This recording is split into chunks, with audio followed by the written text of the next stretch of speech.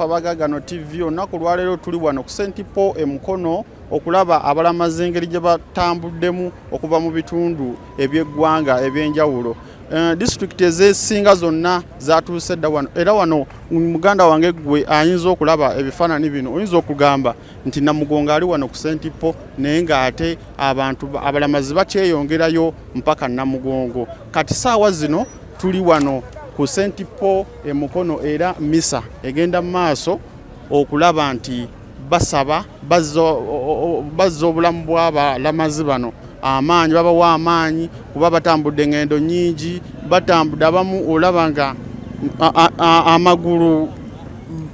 amagulu gakoze eki tebatambula bulungi, era okusinziira ku basawo betwogeddeko nabo olunaku lwaleero bakugamba nti abamu ebyenda byatandise okwesiba. So nga tetunategeera ki kyavudde ku ki, naye nga mu kiseera kino tukyali wano tukyalindirira okulaba abalamazi bano olunaku olw'enkya bagenda tambula batya okuva wano e Mukono okutuuka e Namugongo. David Musi, Gagano TV wano e Mukono.